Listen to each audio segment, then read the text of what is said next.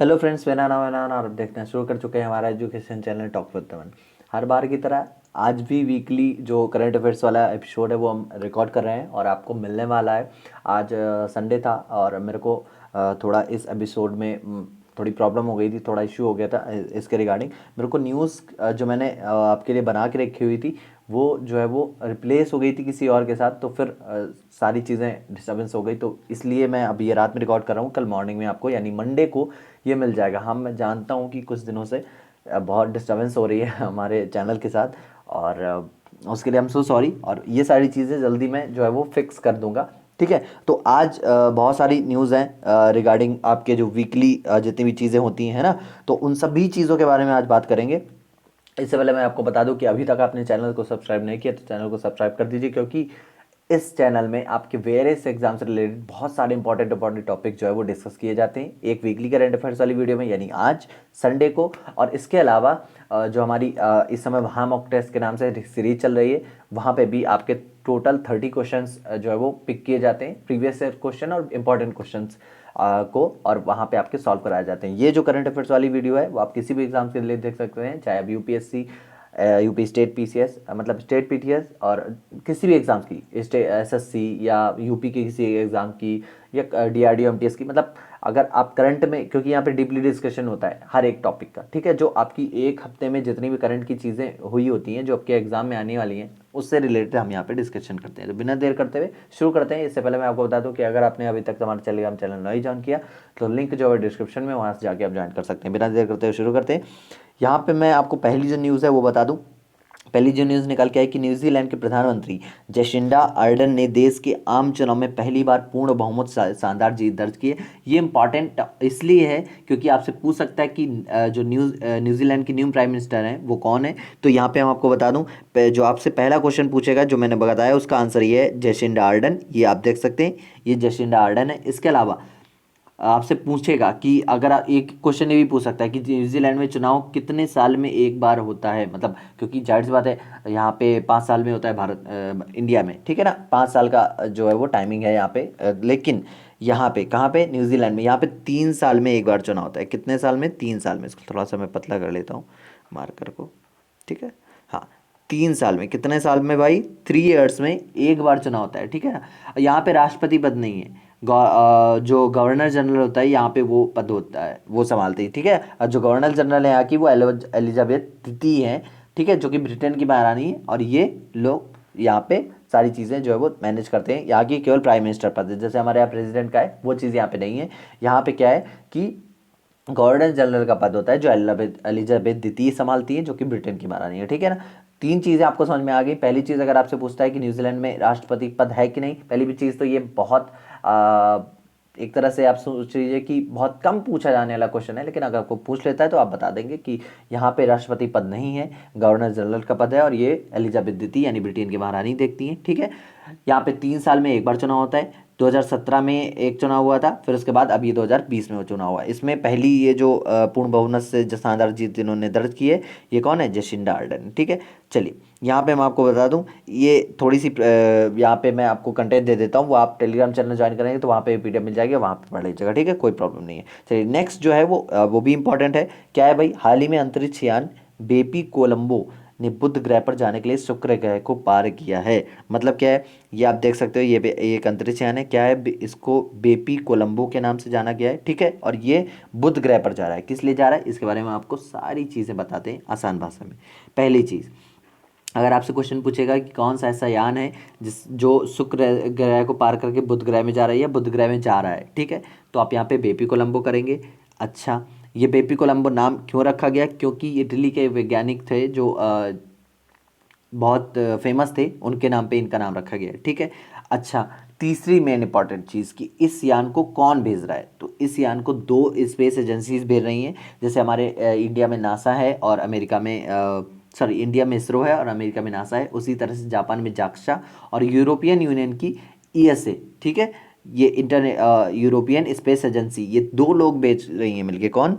एक तो आपको, एक सेकेंड, एक आपका जाक्सा है, जापान की स्पेस एजेंसी, जैसे हमारे यहाँ इसरो है वैसे जापान में जाक्सा है, और एक ईएसए, कहाँ पे? European space agency. ये दो स्पेस एजेंसी जो है वो मिल के किसको भेज रही हैं? बेपी कोलंबो को। कहाँ भेज रही हैं? बुध ग्रह पर। अच्छा, क्यों जा रहा है ये? क्योंकि वहाँ पे पानी खोजेगा। अच्छा, कैसे पहले भेजा गया था? हाँ बिल्कुल भेजा गया था 2018 सॉरी, हाँ एक चीज़ क्लियर कर दो, मैं पहले थोड़ा सा बता देता हूँ आपको, ठीक है। इस यान को किस लिए भेजा जा रहा है? पानी की खोज के लिए। और ये कब भेजा गया था? तो ये 2018 में भेजा गया था। कौन सा? बेपी कोलंबो, ये वाला जो देख रहे हैं आप, ये 2018 में भेजा गया था और 2025 में बुध तक पहुंचेगा ये, और पानी खोजने के लिए जा रहा है, ठीक है। अब मैं आपको थोड़ी सी चीज़ें बता देता हूँ क्या है। देखिए, पहला जो विमान था वो 1973 में भेजा गया था। उसका नाम क्या था? एक बार मैं सारी चीज़ें क्लियर कर देता हूँ फिर आपको बताता हूँ। जो 1973 में भेजा गया था उसका नाम क्या था? मैरिनर। क्या नाम था? मैरिनर था। 1973 में भेजा गया था, ठीक है ना। लेकिन इसके सिग्नल्स नहीं आ रहे हैं। और इसके बाद 2004 में मिशन मैसेंजर भेजा गया था। कब भेजा गया था? दूसरा 2004 में। ये वाला कब भेजा गया था? 1973 में, ये वाला, ठीक है। और इसके बाद 2004 में कौन सा भेजा गया था? Mission messenger. मिशन मैसेंजर, ठीक है, ये मैसेंजर। और इसे जो भेजा गया था, इसने सिग्नल्स भेजे थे कि बुध में पानी के संकेत इसने भेजे थे, लेकिन इसके सिग्नल्स आने बंद हो गए, ठीक है। और ये जो आपका मिशन मैरिनर है, इसके सिग्नल्स नहीं आ रहे हैं। और इस वाले ने यानी मैसेंजर ने क्या भेजा था? कि बुध में पानी के संकेत हैं। अब ये जो भेजा जा रहा है बेपी कोलंबो, इसको भेजा जा रहा है कि भाई आप जाओ, है ना, और वहाँ पे बुध में पानी है या नहीं, इस चीज़ का जो है वो पता लगाना है, ठीक है। चलिए, और अच्छा एक चीज़ और बता दूं मैं आपको, कहाँ से भेजा गया है। ये चीज़ में से पूरी चीज़ नहीं जाएगी, लेकिन मैं बता देता हूँ आपको कि साउथ अमेरिका से इसको भेजा गया है। साउथ अमेरिका में कहाँ से?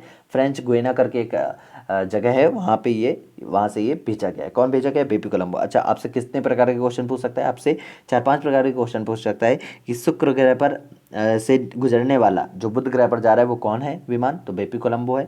किसने भेजा है? जाक्सा और येसे ने भेजा है। कब भेजा था? 2018 में। कब जाए पहुंचेगा? 2025 में।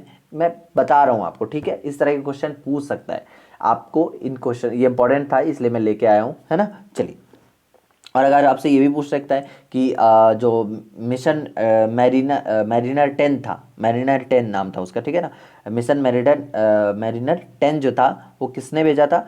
तो ये भी इन्होंने ही भेजा था, ठीक है ना, 1973 में। और मिशन मैसेंजर भेजा गया था किस, अगर आपसे पूछता है कि कहाँ भेजा गया था, तो वो बुध ग्रह पर भेजा गया था, और ये 2004 में भेजा गया था, ठीक है। चलिए नेक्स्ट, यहाँ पे भी आपको कंटेंट लिखा हुआ मिल जाएगा, वो आप पढ़ लीजिएगा पीडीएफ में, ठीक है ना। चलिए नेक्स्ट, ये मोस्ट इंपॉर्टेंट क्वेश्चन में आप इसको देख सकते हैं। हाल ही में राष्ट्रीय सुरक्षा गार्ड यानी एनएसजी, नेशनल सिक्योरिटी गार्ड का 36वां स्थापना दिवस, कितना?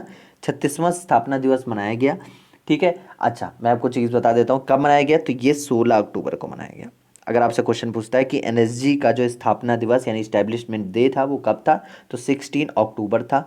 कब हुई थी स्थापना इसकी? तो 1984 में हुई थी, ठीक है। चलिए, यहाँ पे ये चीज़ें पढ़ लीजिएगा। ये एक तरह का एनएसजी, एक तरह की जो आतंकवादी गतिविधियाँ होती हैं उनको रोकने के लिए एक तरह से बनाया गया है ना, आतंकवाद को कम करने के लिए। नेक्स्ट, हाल ही में भारत सरकार ने रेफ्रिजरेटर और एयर कंडीशनर के आयात पर पूरी तरह से प्रतिबंध लगा दिया है। इससे रिलेटेड क्वेश्चन मैंने शॉर्ट फॉर्म में एमसीक्यू टाइप में बना के हमारी जो weekly current affair sorry mock test वाली महामॉक टेस्ट वाली सीरीज है वहाँ पे आपको पढ़ाया था। और भी वहाँ पे मैंने बताया था कि यहाँ पे मैं डिस्कस करूँगा इसके बारे में वीडियोली, तो मैं आपको यहाँ पे डिस्कशन करता हूँ, ठीक है। चलिए, तो अभी आपको पता होगा चाइनीज़ बाइकआउट, चाइनीज़ बैन चल रहा था, और ये सारी चीज़ें फेलियर दिख गई। क्यों फेलियर दिख गई? अपने अभी फ्लिपकार्ट और अमेजोन की सेल देखी थी, उसमें सारी चीज़ें आपको दिख गई कि हाँ कितना बाइकआउट कर रहा है इंडिया। क्योंकि इंडिया ने इस बार अगले साल से डबल खरीदारी की है ना, शॉपिंग्स की है इलेक्ट्रॉनिक्स आइटम्स और बहुत सारे आइटम्स में जो कि मेड इन चाइना थे। चलिए, वो चीज़ छोड़ते हैं। नेक्स्ट आते हैं हमारे जो क्वेश्चन है उस पर कि भारत सरकार ने, अगर आपसे पूछता है कि भारत सरकार ने किन 2 इलेक्ट्रॉनिक आइटम को लिस्ट, आपको जैसे क्वेश्चन दिया, ठीक है ना, उसमें लिया कि एयर कंडीशनर और रेफ्रिजरेटर और भी बहुत सारी मोबाइल और किसी किसी चीज़ों को अलग अलग ऑप्शन दिए, और वहाँ पे आपसे पूछा कि भारत सरकार ने हाल ही में किस इलेक्ट्रॉनिक डिवाइस को बैन किया है, तो वहाँ पे आप एसी एंड रेफ्रिजरेटर कर देंगे। जैसे कि हमने एमसीक्यू कराया था आपको, वहाँ पे मैंने ऑप्शन दिया था कि टेलीविज़न, कलर टेलीविज़न, तो वहाँ पे भी बैन लगा है, ठीक है। चलिए, अच्छा मैं आपको एक चीज़ और बता दूं, देखिए इंडिया में जो एसी और रेफ्रिजरेटर है, एक तरह से फ्रिज जिसको बोल सकते हैं, उसका जो है वो इंपोर्ट कितना होता है, मतलब कहाँ कहाँ से इंपोर्ट होता है, तो वो चाइना से, कहाँ से? चाइना से और थाईलैंड से, यहाँ से जो है वो इंपोर्ट होता है। कितने का इंपोर्ट होता है? तो ये $469 बिलियन। कितना? $469 बिलियन, इतना का इंपोर्ट होता है, इतने अमाउंट का, ठीक है। और चाइना से केवल 241, कितना? केवल चाइना से कितना होता है?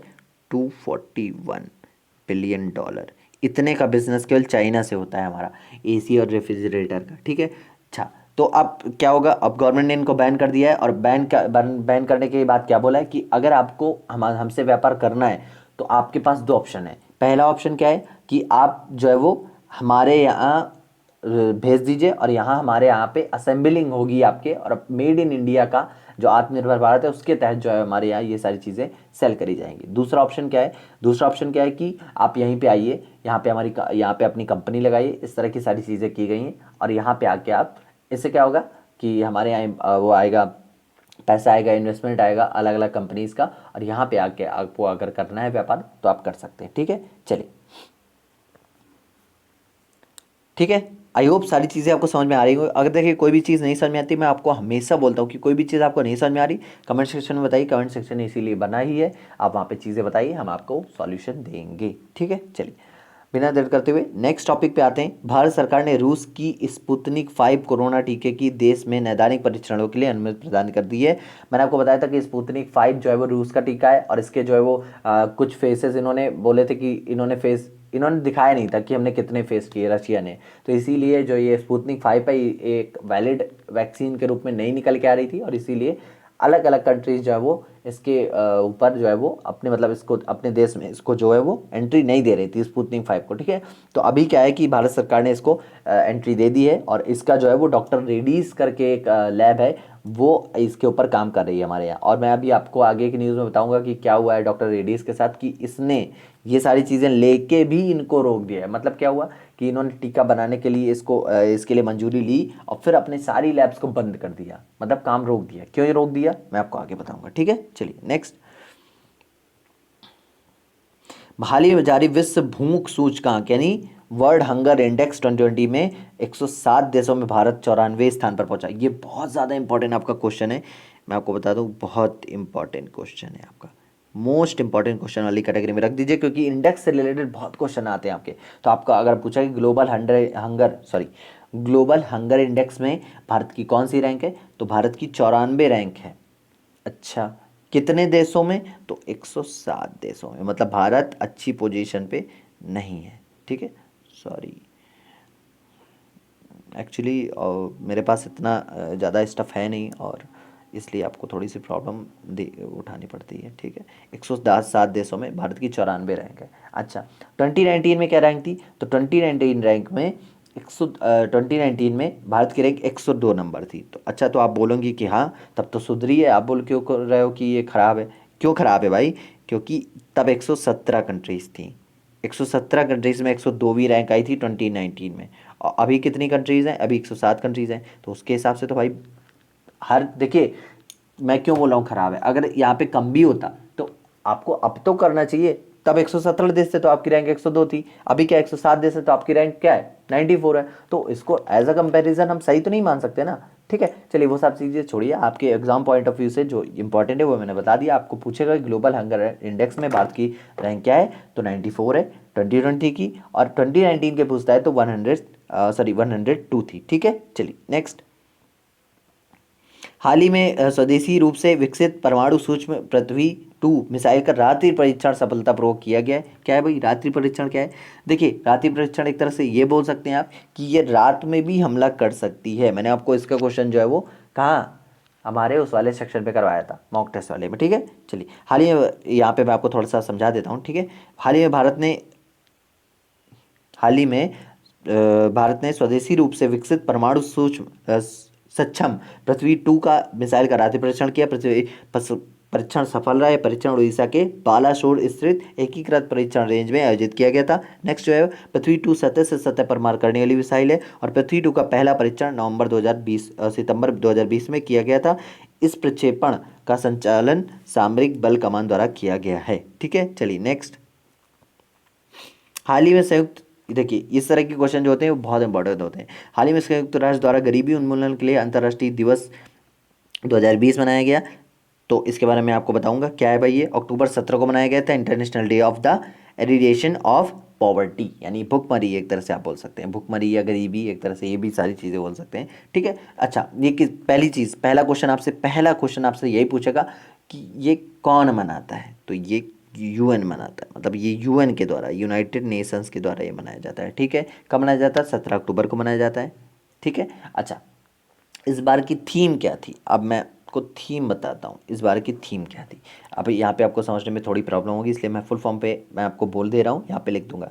इस बार की जो थीम थी, एक्टिंग टुगेदर, ठीक है, to achieve social and environmental justice for all, ठीक है।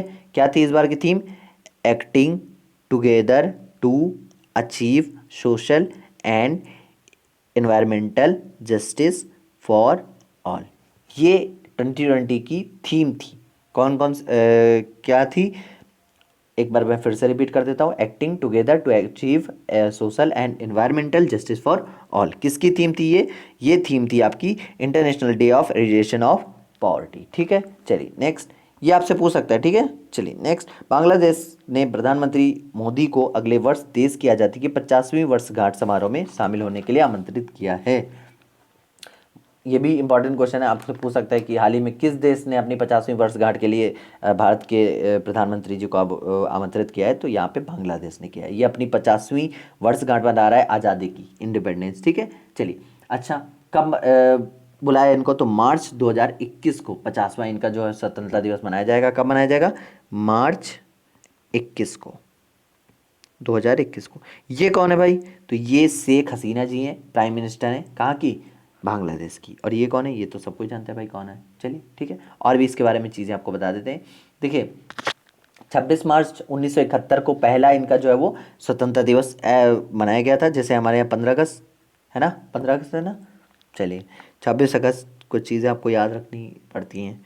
चलिए, 26 मार्च 1971, 1971 को इनका पहला जो है वो स्वतंत्रता दिवस था, ठीक है। और उसके बाद से ये 2021 में 50वां मतलब एक तरह से आप सिल्वर जुबली मान सकते हैं ना, इनकी पूरी हो रही है, तो इसलिए इन्होंने इनविटेशन दिया है इंडियन प्राइम मिनिस्टर को, ठीक है। चलिए, अच्छा, मैं एक चीज़ आपको और बता दूं कि अगर आपसे क्वेश्चन पूछता है कि क्या पहले बांग्लादेश पाकिस्तान का हिस्सा था, तो हाँ, पहले पाकिस्तान जो है वो ये पाकिस्तान का था, और ये पूर्वी पाकिस्तान के नाम से इसको जानते थे, और इसमें भारत का भी योगदान था इसको आज़ाद कराने में, ठीक है। तो क्या था, तब से ये होने लगा। अच्छा, और क्या चीज़ है? देखिए, बांग्लादेश के एक तरह से राष्ट्रपिता, जैसे हमारे महात्मा गांधी है जिन्होंने आज़ादी में बहुत बड़ा योगदान दिया, उसी तरह से यहाँ इनके जातिर पिता थे।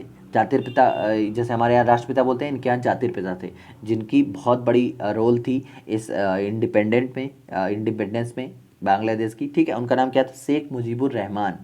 इनकी जन्म शताब्दी है, इसके उपलक्ष्य में ये अपना स्वतंत्रता दिवस भी मना रहे हैं, और इनको बुलाया गया है, किसको? मोदी जी को। अच्छा, ये शेख मुजीबुर रहमान जी की ही बेटी हैं, जो आपको शेख हसीना जी दिख रही हैं, ये शेख मुजीबुर रहमान जी की बेटी थी, जिनका बहुत बड़ा योगदान था किसको आज़ाद कराने में? बांग्लादेश को आज़ाद कराने में। आई होप सारी चीज़ें आपको समझ में आ गई होंगी। थोड़ी चीज़ें मैं आपको और बता देता हूँ, क्या है बताने वाली चीज़ें। देखिए, ये 26 मार्च 2021 से 50 साल पूरे कर ले, मैंने आपको बताया था। बांग्लादेश का स्वतंत्रता दिवस हर साल 26 मार्च को मनाया जाता है, ये चीज़ है इंपॉर्टेंट, ये आपसे पूछ सकता है। यह दिन पाकिस्तान से बांग्लादेश की स्वतंत्रता की घोषणा की याद दिलाता है। राष्ट्र शेख मुजीबुर रहमान के नेता ने 26 मार्च 1971 को पाकिस्तान से अपनी स्वतंत्रता की घोषणा की थी, ठीक है। चलिए नेक्स्ट क्वेश्चन, इंपॉर्टेंट क्वेश्चन है। क्या है क्वेश्चन? तो ये क्वेश्चन है आपका, निजी अंतरिक्ष कंपनी ब्लू ओरिजिन ने पुनः प्रयोज्य रॉकेट के साथ न्यू शेपर्ड अंतरिक्ष यान की लॉन्च की है, अंतरिक्ष यान लॉन्च किया है। अभी क्या है भाई, देखिए, नासा ने, आपको पता होगा कि अमेरिका में नासा के अलावा प्राइवेट जो कंपनी है स्पेसएक्स है, ठीक है, वो जो है वो बहुत अच्छे अच्छे काम करती है। और स्पेसएक्स किसकी कंपनी है? तो ये किसकी कंपनी है भाई, आप बताएंगे कमेंट सेक्शन में, ठीक है। और जिसकी कंपनी है, जो मालिक है इसके, उनकी एक और कंपनी है टेस्ला, इलेक्ट्रिक कार की, जो इंडिया में आने वाली, मैंने आपको प्रीवियस वीडियो में बताया था, लास्ट वीडियो में वीकली करंट अफेयर्स वाली में क्या बताया था भाई, कि वो 2021 में भारत में अपना व्यापार करने वाले हैं, शुरू करने वाले हैं। कौन? एलन मस्क, बिल्कुल राइट है, ठीक है। चलिए, कमेंट को तो करते नहीं हो मैं, तो इसलिए मैं सोचा मैं बता दूं आपको, कमेंट तो करोगे नहीं, है ना। चलिए ठीक है, जोक्स अपार्ट, मैं आपको बताता हूँ कि ब्लू ओरिजिन भी उसी तरह से निजी अंतरिक्ष कंपनी है। ये किसकी कंपनी है? तो ये बहुत फेमस जो व्यक्ति है उनकी कंपनी है। तो बहुत फेमस कौन है भाई? Jeff Bezos.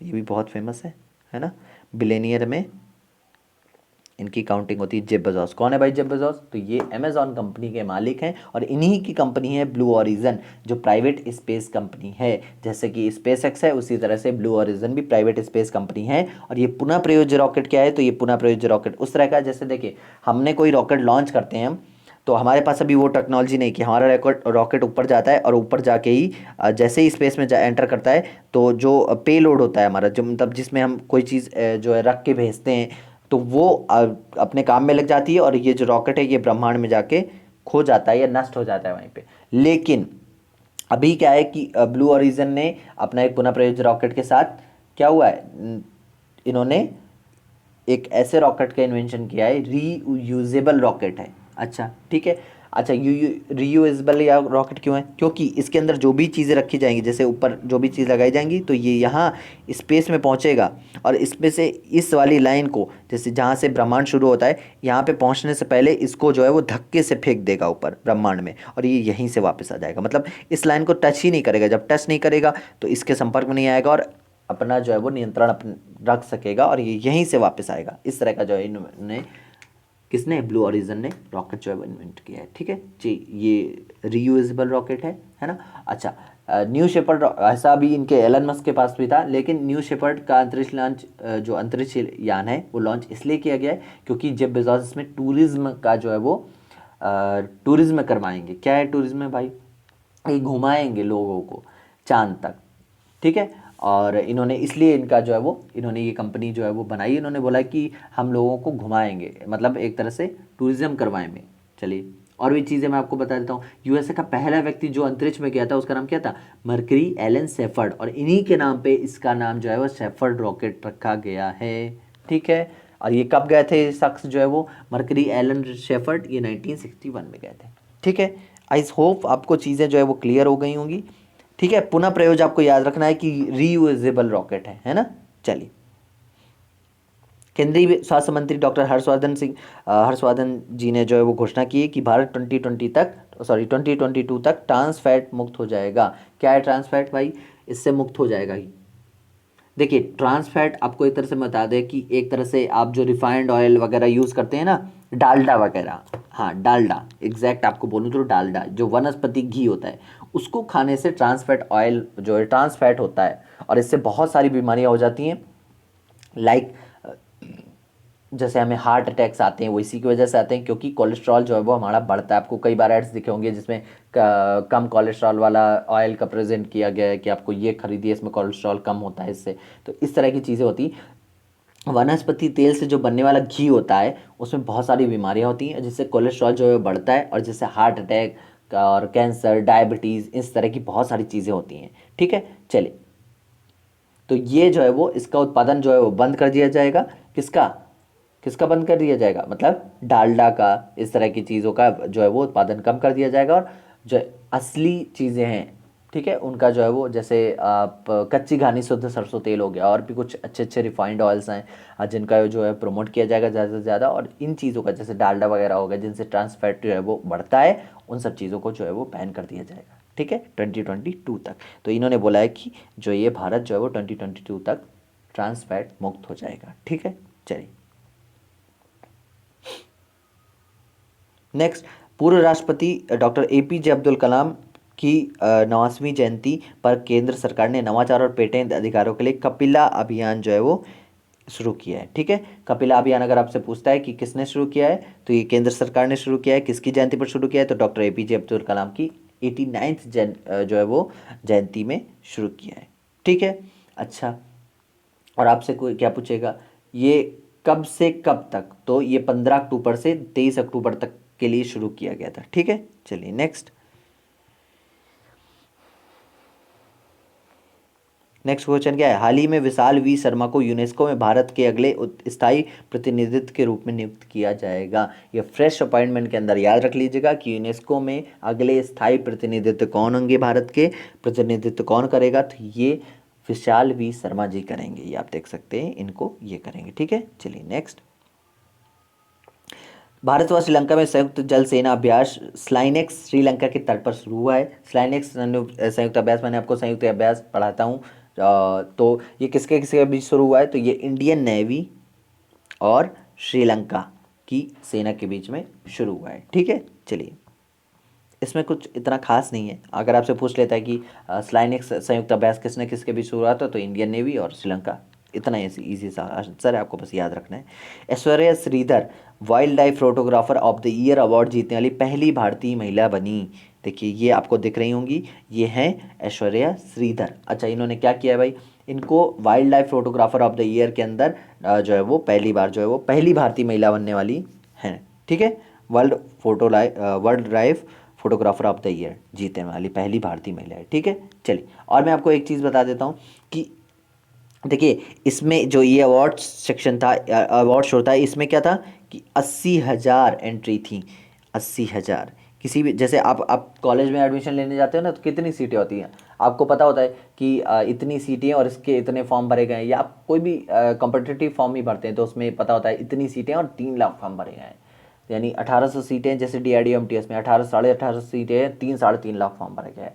रेलवे की कितनी सीटें हैं, 1.5 लाख सीटें हैं और 2 करोड़ 2.5 करोड़ फॉर्म भरे गए। इस तरह से जो चीज़ें होती हैं उसके बारे में यहाँ पे एक तरह से मैं एग्जांपल के रूप में, कि इसमें 50,000 एंट्री थी 80 देशों से, और उन 50,000 एंट्रियों में जो 80 देशों से आई थी, उनमें ये एक पुरस्कार ये जीत के, मतलब उनमें से इनको चुना गया है। आप समझ लीजिए, आप 80 देशों से 50,000 एंट्री आई थी, 50,000 में एक को, आप समझ लो आप कि 50,000 लोग हों और एक वैकेंसी के लिए लड़ रहे हों, है ना। तो आपकी फाइट भी उसी तरह से है कि आपको एक अपनी सीट रिजर्व करके रखनी है और हमारे चैनल से जुड़े रहना है आपको, जो आपको बहुत सारी चीज़ें प्रोवाइड करवाता है। आपको देखिए, मैं आपको एक चीज़ और बता चुका हूँ कि आपको कभी भी कोई भी टॉपिक नहीं समझ में आता है, आप कमेंट सेक्शन में बताइए, हम आपको पूरा जो है वो GK GS से रिलेटेड, करंट से रिलेटेड होना चाहिए भाई। अब मैथ कोई भी प्रॉब्लम आपको सॉल्व करनी है तो आप कमेंट सेक्शन में मैथ की प्रॉब्लम फिक्स कर दो कि भाई हमको ये सॉल्व करके दो, वो नहीं हो पाएगा, वो हम नहीं कर पाएंगे, है ना। चलिए नेक्स्ट। अच्छा, एक चीज़ मैं आपको और बता दूं इनके बारे में, इन्होंने डायना पुरस्कार जो पर्यावरण के लिए मिलता है 2019 में, इनको दिया गया था। अगर आपसे पूछता है कि डायना अवार्ड 2019 में किसको दिया गया था, तो इनको दिया गया था, ऐश्वर्या श्रीधर को। कि किसके लिए मिलता है, तो पर्यावरण के लिए मिलता है। ठीक है, चलिए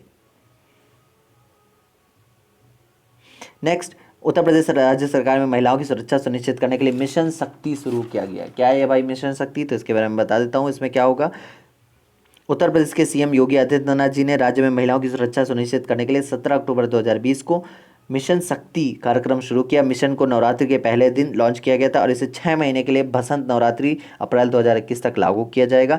कार्यक्रम की शुरुआत करते हुए मुख्यमंत्री जी ने कहा कि अब से राज्य के कुल 1535 पुलिस स्टेशनों में महिला शिकायतकर्ताओं के लिए एक अलग कमरा होगा, एक अलग कैबिन दिया जाएगा महिला शिकायतकर्ताओं के लिए, और महिला शिकायतकर्ताओं में से एक महिला पुलिस कांस्टेबल शामिल होगी। मतलब ये इन्होंने एक मिशन शक्ति इन्होंने रिप्रेजेंट किया है ना, प्रेजेंट किया है कि भाई देखो क्या होता है। ठीक है, चलिए, अगर आपसे पूछता है कि मिशन शक्ति किस गवर्नमेंट ने शुरू किया था, तो ये किसने शुरू किया था, उत्तर प्रदेश सरकार ने। ठीक है, चलिए नेक्स्ट। मोबाइल निर्माता कंपनी नोकिया 2023 तक चंद्रमा पर 4G नेटवर्क स्थापित करेगी।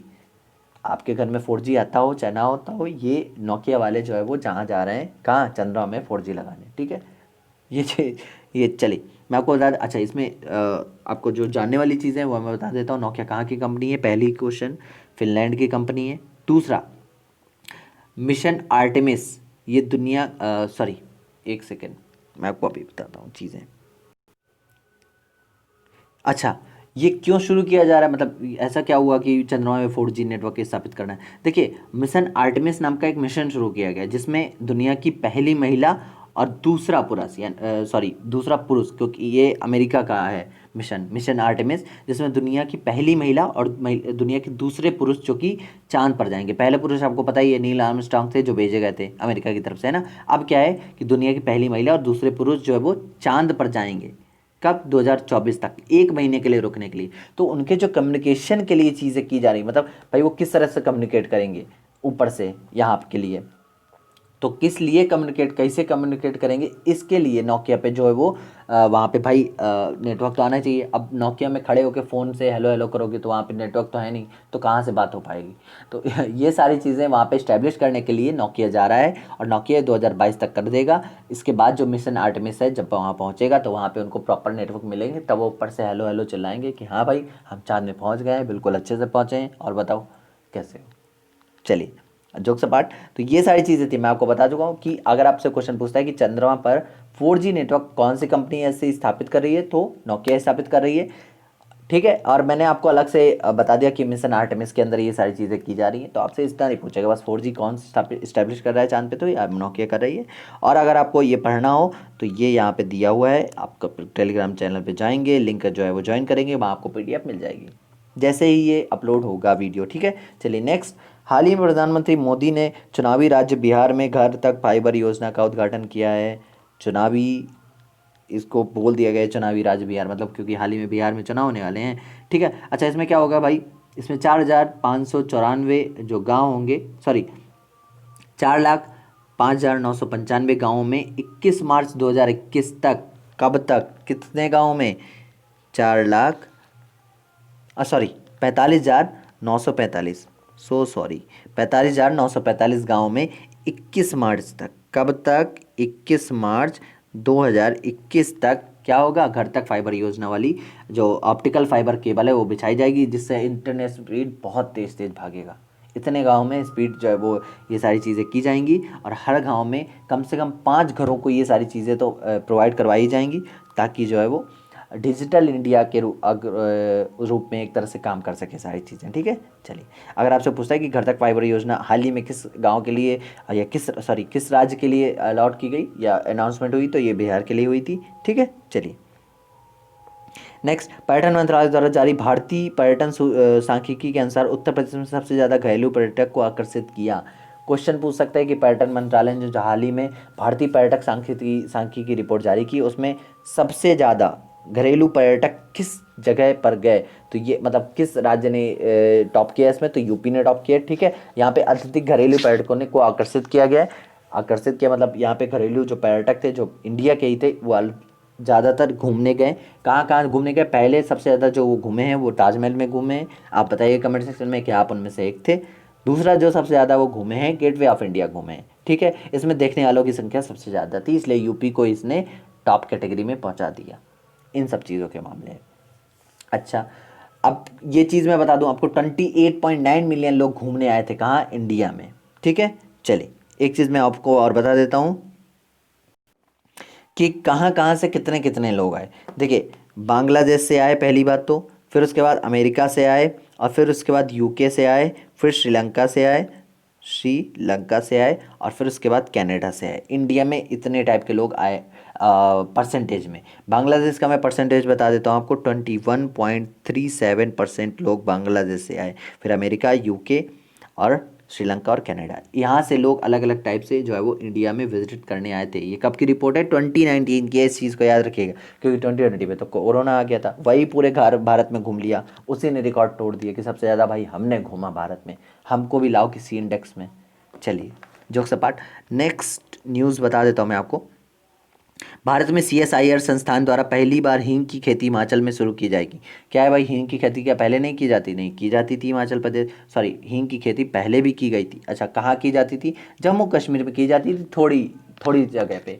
क्यों जम्मू कश्मीर में क्यों की जाती थी, और कहीं क्यों नहीं की जाती थी, और कहीं इसलिए नहीं की जाती थी क्योंकि ये ठंडे प्रदेशों में जो है इसकी पैदावार होती है, इसलिए इसको जम्मू कश्मीर में थोड़ा सा उगाया जाता था। अब भाई हमारे यहाँ तो बहुत ज़्यादा हींग खाई जाती है, दाल में भी तड़का हींग का, और भी सारी चीज़ों में हींग ही हींग खाते हैं भाई। ऐसा मतलब इंडियंस जो है वो हींग मसालों में बहुत ज़्यादा फेमस है, क्योंकि भारत का मसाला बहुत फेमस है, तो भारत मसालों में ये भी आता है, हींग भी आता है, तो इसको भी हम लोग बहुत ज़्यादा कंज्यूम करते हैं। तो कंज्यूम ज़्यादा करते हैं तो जाइए भी ज़्यादा भाई, तो कहाँ से मिलेगा, तो इसको ये बाहर से अभी तक हम लोग इंपोर्ट करते थे।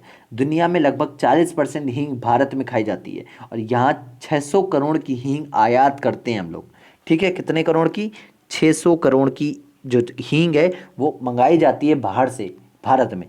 कहाँ कहाँ से मंगाई जाती है, तो ईरान, उज्बेकिस्तान और तीसरा जो है वो आप बताएंगे कमेंट सेक्शन में, ठीक है। मैंने आपको बता दिया ईरान और उज्बेकिस्तान से टॉप हम लोगों के यहाँ सबसे ज़्यादा हींग जो है वो यहाँ से मंगाई जाती थी। तीसरा क्या है वो आप कमेंट सेक्शन में बताएंगे, ठीक है। अच्छा, अब जो है पहले जम्मू कश्मीर में थोड़ी इसकी जाती थी, अब हिमाचल प्रदेश में बड़ी लार्ज क्वांटिटी में इसकी जो है वो एक बड़े पैमाने पे एक बड़े एरिया में जो है वो इसकी जो है वो खेती शुरू की जाएगी। अच्छा, ठीक है। अच्छा, कौन ये कराएगा? तो ये CSIR को बोला जाएगा। कौन है भाई ये CSIR?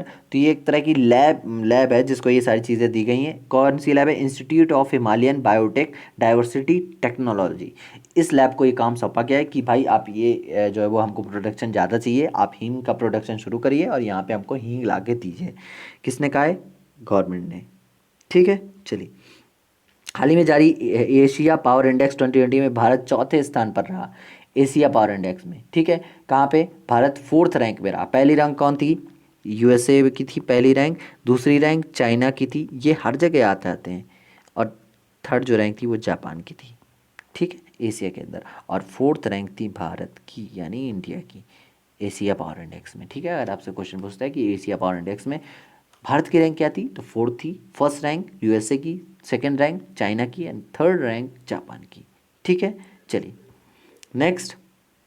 अच्छा, एक चीज़ और भी देख लीजिए कि ये रिपोर्ट देता कौन है, मतलब ये इंडेक्स बनाता कौन है। तो ये जो है वो सिडनी का एक इंस्टीट्यूट है, लॉबी इंस्टीट्यूट करके इसका नाम है, और ये जो है वो रिपोर्ट जो है वो प्रेजेंट करता है, ठीक है। चलिए नेक्स्ट क्वेश्चन देख लेते हैं। नेक्स्ट क्वेश्चन क्या है भाई? मशहूर फिल्म DDLJ के 25 वर्ष पूर्ण होने पर लंदन पर शाहरुख व काजोल की कांस्य प्रतिमा का अनावरण किया गया है। आपसे ये क्वेश्चन वैसे नहीं पूछेगा, मेरे हिसाब से तो नहीं पूछना चाहिए, लेकिन अगर आप पूछ लेता है ठीक है, क्योंकि अभी आपने देखा होगा कि बहुत सारे क्वेश्चन पूछ लेता है कि अंतर्राष्ट्रीय फिल्म पुरस्कार ये वाला किसको मिला और ये पुरस्कार किसको मिला। तो इस तरह से क्वेश्चन अगर पूछेगा तो पूछ लेगा कि 25 हाल ही में किस मूवी के 25 साल पूर्ण होने पर शाहरुख और काजोल की कांस्य प्रतिमा लगाई गई। तो DDLJ यानी दिल वाले दुल्हनिया ले जाएंगे इस मूवी का नाम था। मैंने अभी तक नहीं देखी, अब ये न्यूज़ आई तो मेरे को लग रहा मैं देखूँ, लेकिन नहीं, मेरे को नहीं देखना। चलिए नेक्स्ट। अगर आपसे पूछेगा एक क्वेश्चन और बन सकता है कि कहाँ पर लगाई गई, तो लंदन में लगाई गई, ठीक है। चलिए नेक्स्ट। DDLJ याद आ गया बार बार मेरे को, मतलब देखना पड़ेगा क्या। चलिए, मैं आपको सॉरी फॉर दैट, लेकिन मैं इन सब चीज़ों को इसलिए आपको बार बार बोल रहा हूँ क्योंकि आप पढ़ाई एक ऐसी चीज़ है जिससे आप बोर हो जाते हो। मेरे को नहीं लगता कि मैं 37 मिनट होगा मेरे को रिकॉर्ड करते हुए, मेरे को नहीं लगता कि इतनी दूर तक कोई आया होगा वीडियो में, ठीक है, क्योंकि सब पहले भागने वाले हैं। 2 मिनट का देखा, 5 मिनट का देखा, इससे पहले भाग गए। मेरे को ये चीज़ पहले बोलनी चाहिए थी, लेकिन मैं अब 37 मिनट बाद बोल रहा हूँ। कोई रुका होगा तो भाई देख लेगा, क्योंकि देखिए मूवी फिल्म ऐसी होती है कि आपको वो चीज़ें बहुत याद रखती हैं, है ना। मूवी कोई देखोगे, अभी कोई मूवी वेब सीरीज़ देखो, उससे पूछ लेते हैं कि इस एपिसोड में क्या होता है, फट से बता दोगे। लेकिन पढ़ाई के मामले में हमारा दिमाग जो है वो डिस्टर्ब हो जाता है। क्यों डिस्टर्ब हो जाता है? क्योंकि जो हमारे मस्तिष्क में एक केमिकल रिलीज होता है, डोपामिन। अगर वो किससे रिलीज हो, वो जैसे हम खुशी किससे होती है हमको, जैसे हम कोई मूवी देख रहे हैं तो डोपामिन रिलीज हो जाता है, ये हमें संकेत मिलते हैं कि हाँ हमें इसको देखने से बहुत खुशी हो रही है। लेकिन पढ़ाई के मामले में नहीं भाई, पढ़ाई के मामले में तो हम भागेंगे। चलिए नेक्स्ट। बीच बीच में मैं बातें कर लेता हूँ आप लोगों से। चलिए, DRDO ने भारतीय वायुसेना के लिए विकसित की गई एंटी टैंक मिसाइल सेंट का सफल परीक्षण किया है। ये मोस्ट इंपॉर्टेंट क्वेश्चन है, ठीक है। Anti tank missile, anti tank missile मतलब टैंक को ख़त्म कर दो। चलिए नेक्स्ट। हाल ही में भारत ने सड़कों के सुधार के लिए एशियाई विकास बैंक यानी ADB एशियन डेवलपमेंट बैंक के साथ 177 मिलियन अमेरिकी डॉलर समझौते पर हस्ताक्षर किए हैं। क्वेश्चन आपसे पूछेगा कि एशियन डेवलपमेंट बैंक कहाँ का है, तो ये आप कमेंट सेक्शन में बताएंगे मेरे को कहाँ का है, क्योंकि क्यों बताएंगे, क्योंकि मैंने एशियन डेवलपमेंट और बहुत सारी इंपॉर्टेंट जो इंटरनेशनल ऑर्गेनाइजेशन है उसकी ऑलरेडी सीरीज़ बना रखी है। आपने नहीं देखी तो जाके देखिए और मेरे को कमेंट सेक्शन में आंसर बताइए, ठीक है। क्योंकि वो आपसे बहुत ज़्यादा क्वेश्चन पूछे जाते हैं, इसलिए मैंने पूरी सीरीज ही बना डाली। और आपको कोई भी इंटरनेशनल ऑर्गेनाइजेशन वहाँ पे मिसिंग लगती है तो कमेंट सेक्शन में बताइए, हम उसके ऊपर भी वीडियो बना देंगे, ठीक है। चलिए, अच्छा, तो अगर आपसे क्वेश्चन पूछेगा कि सड़कों को सुरक्षित करने के लिए किससे जो है वो लोन लिया गया है, हस्ताक्षर किए गए हैं किसके साथ, तो ये वर्ल्ड एशियन डेवलपमेंट बैंक के साथ किए गए। किस स्टेट की सड़कों के सुधार के लिए? तो महाराष्ट्र स्टेट की सड़कों के सुधार के लिए। मैं आपको बता देता हूँ यहाँ पे। नेक्स्ट इसके बारे में थोड़ा सा पढ़ लेते हैं। वित्त मंत्रालय और महाराष्ट्र राज्य सड़क सुधार परियोजना और एडीबी के तहत संचालित आर्थिक मामलों के लिए विभाग के बीच ऋण समझौते पर हस्ताक्षर हुए हैं। इन सड़कों से शहरी और ग्रामीण क्षेत्रों के बीच संपर्क बेहतर होगा। यह ग्रामीण क्षेत्रों के बाजारों तक बेहतर पहुंच सकेगा। ठीक है, चलिए। हाल ही में उत्तर पूर्वी राज्य में फसल त्यौहार कटी बिहू मनाया गया। बिहू कहाँ का त्यौहार है भाई? बताइए। असम का। अच्छा, मैं एक चीज़ और बता दूं कि बिहू यहाँ का लोक नृत्य भी है, लोक संगीत भी है और त्यौहार भी है। ये चीज़ आपको मोस्ट इंपॉर्टेंट याद रखनी है कि अगर आपसे पूछेगा कि बिहू असम का क्या है, अगर वहाँ पे आपको बोल देगा कि लोक नृत्य, संगीत और त्यौहार, इस तरह का एक एक ऑप्शन दे देगा और लास्ट में दे देगा ये सभी, तो वहाँ पे क्या करोगे आप? क्योंकि आपको याद है कि बिहू जो है वो लोक नृत्य है, तो आप टिक कर दोगे लोक नृत्य में और गलत हो जाएगा क्वेश्चन। तो ये लोक नृत्य भी है, लोक संगीत भी है और त्यौहार भी है, यानी फेस्टिवल भी है, ओकेजन भी है, एक तरह से बोल सकते हैं आप। ठीक है, तो अगर आपसे इस तरह के क्वेश्चन पूछेगा कि बिहू कहाँ का त्यौहार है या कहाँ का लोक नृत्य है, तो आप तीनों में क्या है? तो असम का लोक नृत्य, त्यौहार और संगीत है। ठीक है, चलिए। अब मैं कटी बिहू के बारे में आपको बता देता हूँ कि ये आपको मैं बताता हूँ। देखिए, जो अलग अलग टाइप के, जैसे फसलों के पकने पर त्यौहार नहीं मनाते हैं हम लोग, बहुत सारे लोग मनाते हैं इंडिया में भी, अलग अलग राज्यों में। जैसे हम आपको बताया था जो अभी हाल ही में छत्तीसगढ़ में मनाया गया था, उड़ीसा में मनाया गया था। मैं आपको थोड़ा सा, मेरे को याद आ रहा है, नूही जोखार करके ऐसा शायद कोई था, आप एक बार देख लीजिएगा, है ना।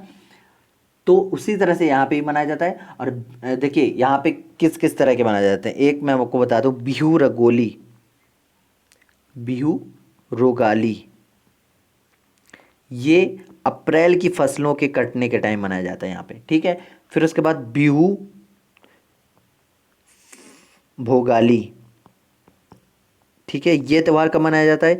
ये मनाया जाता है जनवरी के आसपास, जब फसल कटती है। और नेक्स्ट जो है वो कोंगाली। क्या है? कोंगाली। ये कब मनाया जाता है? ये अक्टूबर, यानी अभी। ठीक है, अभी जो है फसलें कटेंगी तब मनाया जाएगा, मतलब मनाया जा रहा है। ठीक है, चलिए नेक्स्ट।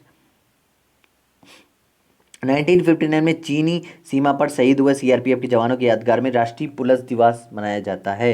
ये कब मनाया गया हाल ही में? तो ये मनाया गया है, कब बनाया गया है? 21 अक्टूबर को। कब बनाया गया है? 21 अक्टूबर को बनाया गया है। ठीक है, चलिए। अच्छा, क्या हुआ था? देखिए सीआरपीएफ के 21 अक्टूबर सीआरपीएफ में क्या हुआ था भाई? सीआरपीएफ आपको पता है सेंट्रल रिजर्व पुलिस फोर्स, कहाँ की है? ये केंद्र सरकार की पुलिस फोर्स है ना। चलिए, तो 21 अक्टूबर 1959 में 20 जवान जो इंडिया के थे, वो इंडिया चाइना बॉर्डर पर पेट्रोलिंग कर रहे थे। फिर क्या हुआ? चीनी सैनिकों ने जो घात लगाकर बैठे थे, उन लोगों ने इन जवानों को पकड़ लिया, और पकड़ लिया उस मुठभेड़ में 11 जवान जो है वो शहीद हो गए थे, और बाकी के ये लोग गिरफ्तार करके ले गए थे चीन, है ना। तो ये जो 11 जवान शहीद हुए थे, इन्हीं शहीदी जवानों की याद में जो राष्ट्रीय पुलिस दिवस है, ये 21 अक्टूबर को हर बार मनाया जाता है। तो इस बार भी मनाया गया था। 1959 की चीन सीमा, आपको लिखा है यहाँ पे, चीनी सीमा पर शहीद हुए लोगों को, है ना। ये कौन है भाई? ये हमारे रक्षा मंत्री जी हैं। कौन है रक्षा मंत्री? राजनाथ सिंह। ठीक है, चलिए नेक्स्ट। केंद्रीय मंत्री नितिन गडकरी ने भारत के पहले मल्टी मॉडल लॉजिस्टिक पार्क स्थापना की नींव असम में जोगी घोपा में रखी। ये हमारे कौन है? कौन है भाई? आपको बताना है। केंद्रीय मंत्री हैं, सेंट्रल गवर्नमेंट के अंदर मिनिस्टर है। किसके मिनिस्टर हैं? आप मेरे को बताइएगा। क्यों? क्योंकि मैं आपको हर वीडियो में किसी न किसी चीज़ के बारे में जानकारी देता हूँ। मैं आपको इनके बारे में भी बता चुका हूँ, लेकिन आप लोग भूल ना जाओ, इसलिए आप कमेंट सेक्शन में मेरे को बताइएगा। ठीक है, चलिए। मैं आपको थोड़ी चीज़ें यहाँ पर बता देता हूँ इनके बारे में, मतलब इन्होंने जो ये लॉन्च किया है, क्या है ये। देखिए, केंद्रीय सड़क परिवहन एवं राजमार्ग मंत्री, केंद्रीय सड़क परिवहन और राजमार्ग मंत्री हैं ये नितिन गडकरी ने मंगलवार को असम में जोगीघोपा में देश के पहले मल्टी मॉडल लॉजिस्टिक पार्क की आधारशिला रखी। ठीक है, ये 69 यानी 693 करोड़ के अनुमानित लागत से निर्माण करने के लिए, जिस मार्ग में हवाई, पानी, सड़क और रेलवे के माध्यम से कनेक्टिविटी होगी, स्थानीय और क्षेत्रीय व्यापार को बढ़ावा देने के लिए और 20 लाख से अधिक रोजगार के अवसर पैदा करने की उम्मीद से बनाया जा रहा है। ठीक है, चलिए। निचले असम के बोंगाई गाँव जिले में 317 एकड़ फैले पार्क में राष्ट्रीय राजमार्ग 17 यानी 17, नेशनल हाईवे 17 और ब्रह्मपुत्र पर प्रस्तावित गोपा जलमार्ग टर्मिनल, ये सारी चीज़ें इसके अंदर दी जाएंगी। ठीक है, चलिए। केंद्र सरकार ने हेल्थ केयर इंफ्रास्ट्रक्चर के निर्माण के लिए सहकारी समितियों को निधि देने के लिए आयुष्मान सहकार योजना की शुरुआत की है। क्या है भाई ये आयुष्मान सहकार, ये कौन है भाई आपको बताना है यहाँ पे। तो ये नरेंद्र सिंह तोमर जी हैं, है ना, कृषि मंत्री है हमारे यहाँ। मैंने आपको बताया था जब वो हरसिमरत कौर जी ने जो है इस्तीफा ले लिया था, तो इनको ये बहुत सारा जो है कार्यभार इनको दे दिया गया था। अब क्या है इसके अंदर, कृषि और किसान मंत्रालय, किसान कल्याण मंत्रालय ने देश में स्वास्थ्य सुविधाओं के निर्माण में सहकारी समितियों के सहायता करने के लिए आयुष्मान सहकार योजना शुरू की है। और मैं चीज़ आपको बता देता हूँ, नेक्स्ट क्या है, सहकारी समितियों के प्रचार और विकास के लिए 1963 में एनसीडीसी को संसद के एक अधिनियम के तहत स्थापित किया गया है। फिर उसके बाद यह कृषि और किसान कल्याण मंत्रालय के अधीन कार्य करता है। ठीक है, तो ये सारी चीज़ें, किसान क्या है भाई, आयुष्मान सहकार योजना तो किसने शुरू की है, तो ये शुरू की है केंद्र सरकार ने। ठीक है, चलिए, भारतीय वायुसेना कमांडर, वायुसेना की पहली अधिकारी विंग कमांडर डॉक्टर विजय लक्ष्मी रमनन जी का निधन हो गया। आपसे इम्पोर्टेंट जो है क्वेश्चन में पूछ सकता है ये भारतीय वायुसेना की पहली महिला अधिकारी थी, इनका निधन हो गया है। ठीक है,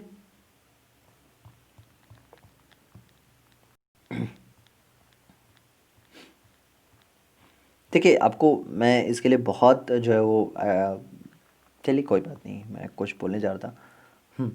मैं ये बोल रहा था कि भाई अगर वीडियो आपको अच्छी लग रही हो, आपके लिए हेल्पफुल, अगर आपको लग रहा हो कि बिल्कुल आपको एक पॉइंट भी समझ में आ रहा हो, तो आप वीडियो को प्लीज़ लाइक करिए और शेयर कर दीजिए। ठीक है, चलिए नेक्स्ट क्वेश्चन हम आपको यहाँ पे बताते हैं। भारतीय फार्मा व टीका कंपनी निर्माता डॉक्टर रेड्डीज की लेबोरेटरी ने डाटा चोरी के कारण अपने सभी कार्यालय बंद कर दिए हैं। मैंने आपको बताया था अभी, डॉक्टर रेड्डीज कौन है भाई, इसी को मिला था, क्या मिला था, टीका बनाने का काम। कौन सा टीका, स्पुतनिक 5। कौन से स्पुतनिक 5 काय का है, कोविड-19 का। किसने, किसका है, कौन सी कंपनी का है, मतलब कौन सी कंट्री का है, रूस की कंट्री का है। इन्होंने इंडिया में के लिए मंजूरी ली थी, है ना, इंडिया में इसको डेवलप करने की।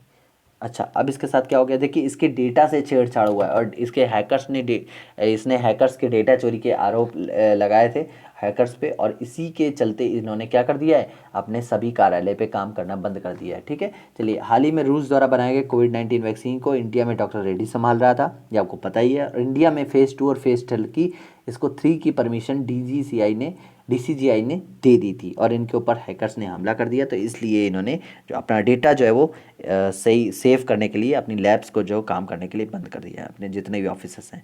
हाल ही में जारी सोगा रिपोर्ट ने भारत में वायु प्रदूषण खतरे को विश्व में सबसे ज़्यादा बताया है। ये मैं आपको चीज़ें बता देता हूँ। ठीक है, क्या हुआ है भाई, तो ये जो सोगा रिपोर्ट है इसके अंदर क्या हुआ है कि हाल ही में स्वास्थ्य मंत्र प्रधान प्रभाव संस्थान HEI द्वारा एक वैश्विक अध्ययन स्टेट ऑफ ग्लोबल एयर 2020 सोगा 2020 की रिपोर्ट जारी की। इसमें बताया गया कि भाई किस तरह से जो है वो हमारा जो है वो एयर पॉल्यूशन जो है वो बढ़ रहा है, उसको किस तरह से सारी चीज़ें कंट्रोल की जा सकती हैं। नेक्स्ट, भारत सरकार व यूनिसेफ द्वारा हाल ही में जारी एनीमिया मुक्त भारत सूचकांक में हरियाणा जो राज्य रहा है वो शीर्ष पर रहा है।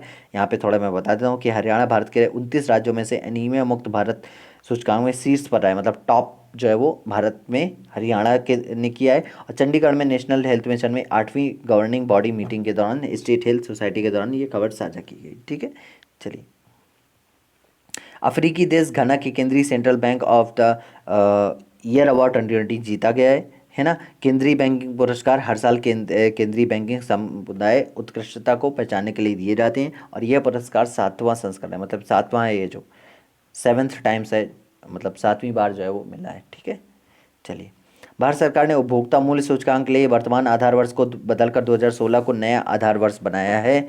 ये चीज़ आपको देखो बहुत जो समझनी इंपॉर्टेंट है, मैं उसके बारे में आपको बहुत जो है वो इम्पोर्टेंट बताने वाला हूँ। क्या बताने वाला हूँ, देखिए, भारत सरकार ने उपभोक्ता मूल्य सूचकांक के लिए वर्तमान आधार को वर्ष कर किस वर्ष से बदल दिया है, 2016 से। देखिए, आपको एक चीज़ पता होगी कि जब हम लोग अपने पेरेंट्स के पास या किसी भी ऐसे पर्सन के पास बैठे होते हैं जो अनुभव वाला होता है, मतलब जो हम लोगों से बड़ा होता है ना, जैसे ग्रैंडफादर हो गए, हमारे फादर हो गए, है ना, ग्रैंड मदर हो गई, इनके पास जब हम बैठते हैं तो ये लोग एक क्वेश्चन करते हैं।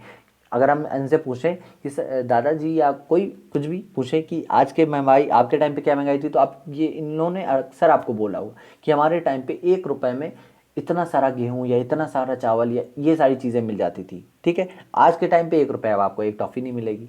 तो ये सारी चीज़ें आपके माइंड में कभी कभी बोलती होंगी, तो इसी चीज़ के ऊपर ये सारी चीज़ें की गई हैं। क्या चीज़ें की हैं की गई हैं और क्या चीज़ है इसके बारे में मैं बता देता हूँ। देखिए, महंगाई और सैलरी का जो तय होता है, वो चयन होता है, ये उपभोक्ता मूल्य सूचकांक तय करता है, कंज्यूमर प्राइस इंडेक्स। अब यहाँ पे आप आराम से समझिएगा, आसान भाषा में समझाने की कोशिश कर रहा हूँ। देखिए एग्जाम्पल कि सन 2000 में चीनी कितने की थी, 5 रुपये किलो थी, और सन 2020 में कितने की है, 50 रुपये की। तो ये जो सन 2000 है, किससे कंपेयर किया जा रहा है, 2020 से। ठीक है, तो अभी जितनी भी चीज़ें थी, जैसे हम सोचते थे, जैसे आज 2020 में समोसा कितने का, 5 रुपये का, 2000 में, सन 2000 में कितने का था, तो आप वहाँ पे 8 आने बोल दोगे या 1 रुपये, सपोज करो आपने 1 रुपये बोल दिया और आज के टाइम पे समोसा कितने का, 5 रुपये का। तो आप किससे कंपैरिजन कर रहे हो, सन 2000 से। मैं किसका कंपैरिजन कर रहे हो, महंगाई का। ठीक है, तो अभी इसी 2000 को हटा दिया गया है और कब क्या कर दिया गया, 2016। मतलब अब जो महंगाई का मूल्यांकन है वो किससे किया जाएगा, 2016 से। मतलब जो महंगाई का मूल्यांकन, आप समझ गए ना, आई होप आपको चीज़ें समझ में आ रही होंगी। अब जो महंगाई का मूल्यांकन है वो सन 2000 से नहीं किया जाएगा, अब 2016 से महंगाई का मूल्यांकन किया जाएगा, किसी भी चीज़ को कंपैरिजन में या महंगाई को देखने के लिए। और उसी महंगाई से, जैसे देखिए पहले क्या था कि आपके दादाजी को, पापा जी को, सपोज करिए मेरे पापा जी को पहले 50 रुपये मिलते थे सैलरी में, या 50 रुपये वो अर्न करते थे, तो वो 50 उनके आज के 50,000 के बराबर था। ठीक है, तो ये महंगाई का भी आकलन हुआ ना, कि भाई पहले 50 रुपये में 100 किलो वो गेहूँ ले आते थे और अभी 50 रुपये में 1 किलो गेहूँ या 2 किलो गेहूँ या 5 किलो गेहूँ आता है। तो ये क्या है, महंगाई का कंपैरिजन है। पहले उनको 50 रुपये सैलरी मिल रही थी, अब कितनी मिल रही है, 50,000। तो पहले 50 रुपये मिलती थी, अभी 50,000 क्यों मिल गई, क्योंकि महंगाई बढ़ी। तो ये जो मूल्यांकन है ये सन 2000 को किया जाता था, अभी 2016 से किया जाएगा। आई होप चीज़ें समझ में आ रही हैं आपको। तो ये सन 2000 जो मानक के रूप में चयन किया गया था, अभी इसको बदल के 2016 कर दिया है।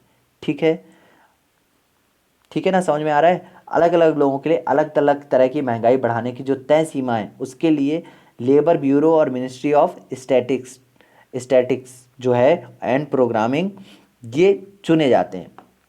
प्रोग्राम इम्प्लीमेंटेशन, ये लोग चुने जाते हैं। मतलब इस तरह की चीज़ें जो है वो चुनी जाती है। मैं आपको बता देता हूँ और आगे इसमें मैं आपको दिखाता हूँ, एक सेकेंड। ये देखिए, मैं आपको चार्ट जो है वो लेके आया हूँ यहाँ पे। मैं इसको थोड़ा सा स्टॉप कर देता हूँ। आई होप आपको दिख रहा होगा। ठीक है, चलिए। तो ये देखिए, ये कंज्यूमर प्राइस इंडेक्स है। अब इसके दो कैटेगरी में बटा गया है, एक लेबर ब्यूरो और दूसरा कौन है, ministry of statics and programming implementation. ठीक है, चलिए। तो लेबर ब्यूरो के अंदर कौन कौन से लोग आते हैं, देखिए सीपीआई फॉर इंडस्ट्रियल वर्कर, जो बड़ी बड़ी इंडस्ट्रियल वर्कर, जो इंडस्ट्रियल वर्कर है ना। और फिर उसके बाद CPI for rural liberal, rural liberal कौन, जो ग्रामीण लेबर हैं, जो मनरेगा के अंदर काम कर रहे हैं। फिर उसके बाद तीसरा कौन है, सीपीआई फॉर एग्रीकल्चर लेबरर, मतलब जो कृषि कर रहे हैं। देखिए, जो मध्यम वर्गीय लोग हैं वो किस टाइप के, तीन के टाइप की कैटेगरी में रखे गए लेबर ब्यूरो के अंदर, जो लेबर ब्यूरो के अंदर आते हैं। ठीक है, किस तरह से, जो इंडस्ट्री में काम करते हैं। दूसरा कौन, जो रूरल लेबरल है, रूरल जो लेबर है जो मनरेगा वगैरह में काम करते हैं। और तीसरा कौन है, एग्रीकल्चर लेबर, जो कृषि वगैरह करते हैं। इनको एक कैटेगरी में रखा गया। दूसरी कैटेगरी कौन सी है, दूसरी कैटेगरी में रखा गया अर्बन पॉपुलेशन, जो सीपीआई क्यू अर्बन पॉपुलेशन, जो शहरी लोग हैं। ठीक है, और CPI R for the rural population, जो ग्रामीण जो एक तरह से अग्रसर हो रहा है, आप ये समझ सकते हैं। तो ये जो इंडेक्स है दो टाइप की कैटेगरी में बनाया गया। और इन्हीं की जो है, देखिए पहले लेबर जो है वो 1 रुपये पाता था। ठीक है, सपोज करिए कि पहले लेबर 1 रुपये पाता है, अब कितना पाता था, अब कितना पाता है, 300। पहले वो 1 रुपये में बहुत सारी चीज़ें ले आता था, अब 300 रुपये में बहुत सारी चीज़ें नहीं ला पाता है। तो ये जो महंगाई का जो बीच का आकलन है, ठीक है, अब इन सब लोगों के लिए बढ़ा दिया गया है। आई होप सारी चीज़ें आपको समझ में आई होंगी। ठीक है, कोई भी डाउट हो इससे रिलेटेड खासकर, क्योंकि ये जो है वो आज का मेन टॉपिक था। और ये सारी चीज़ें अगर मैं समझा पाया हूँ आपको, अगर आप थोड़ा सा भी समझ पाए, मेरे को नहीं लगता, क्योंकि ये पहली बार चीज़ है, तो पहली बार किसी भी चीज़ को समझने में टाइम लगता है और वो बहुत जो वो धीरे से समझ में आती। तो अगर इतनी ही चीज़ आपको समझ में आ गई तो मेरे लिए बहुत बड़ी बात है ना। आपको समझ आ गया होगा कि पहले हम जो 2000 से कंपेयर करते थे किसी भी प्राइस को या सैलरी को, तो आप 2016 से उसको कंपेयर करेंगे। ठीक है, चलिए नेक्स्ट। चुनाव आयोग ने हरीश कुमार की अध्यक्षता में चुनाव की व्यय सीमा की जांच के लिए समिति का गठन किया है। ये कौन है, पहले मैं आपको बता देता हूँ ये कौन है भाई, सुनील अरोड़ा। कौन है, चुनाव आयोग के अध्यक्ष। ठीक है, इन्होंने क्या किया है भाई, इन्होंने एक समिति का गठन किया कि चुनाव में जो पार्टीज़ हैं जो खर्च करती हैं वो खर्च इनका जो इनकी जो खर्च की सीमा है उसकी जांच की जाए। क्यों भाई, देखिए एक कोई बड़ी पार्टी है, जैसे सपोज करिए कोई भी पार्टी मान लीजिए आप, सपोज करिए ये बड़ी पार्टी है, ये सत्ता में है, या ये बड़ी पार्टी है ये सत्ता में है, तो इनके पास भाई जाहिर सी बात है चुनाव में खर्च करने के लिए बहुत पैसा होगा, है ना। वहीं दूसरी पार्टी है, वो भी सत्ता में थी लेकिन अब नहीं है, उसकी भी एक लिमिट होगी खर्च करने की, भाई उसके पास पैसा है इतना खर्च कर सकता है। वहीं पे एक तीसरी जो निर्दलीय एक टाइप से आप बोल सकते हो, वो भी खड़ा होगा चुनाव से, उसके पास ज़्यादा पैसा नहीं है, लेकिन क्या होता है भाई चुनाव में वो बहुत पैसा खर्च करता है। क्यों खर्च करता है? क्योंकि उसको सपोर्ट आ रहा है पीछे से कि आप नहीं लड़ो मैं देख लूँगा, ये फंडिंग आ रही। तो उन सब चीज़ों के लिए जांच के लिए, और सभी पार्टियों की जांच, ऐसा नहीं सब पार्टी कहाँ से कितना पैसा आ रहा है, कहाँ कितना पैसा खर्च हो रहा है, इन सब की जांच करने के लिए एक समिति का गठन किया गया चुनाव आयोग के द्वारा। वो हरीश कुमार सब, ठीक है, हरीश कुमार की अध्यक्षता में इसका गठन किया है। एक चीज़ मैं और बता देता हूँ कि 25 जनवरी 2050 को चुनाव आयुक्त का गठन हुआ था। मतलब ये चुनाव आयोग जो इलेक्शन कमीशन है ये बना था। अगर आपसे क्वेश्चन पूछ लेता है इलेक्शन कमीशन कब इस्टेब्लिश हुआ था, तो 25 जनवरी 1950 को इस्टेब्लिश हुआ था। और इसी दिन के उसमें मतदाता दिवस 25 जनवरी को, यानी जो मतदाता दिवस है वो मनाया जाता है, ठीक है। अच्छा, पहले चुनाव आयुक्त कौन थे? अभी जो है वो सुनील अरोड़ा है, मैंने आपको बताया ये पर्सन जो है सुनील अरोड़ा जी हैं। और पहले आपके सबसे पहले चुनाव आयुक्त के बारे में पूछता है तो सुकुमार सेन जी हैं। कौन है? सुकुमार सेन। देखिए मेहनत लग रही है मेरी आपको वीडियो अच्छी लग रही है तो प्लीज़ लाइक करिए। आपको थोड़ी सी भी चीज़ें समझ में आ रही है तो प्लीज़ लाइक और शेयर कर दीजिएगा। चलिए नेक्स्ट, बेलारूस की विपक्षी पार्टी को यूरोपीय संघ मानवाधिकार पुरस्कार प्रदान किया गया है।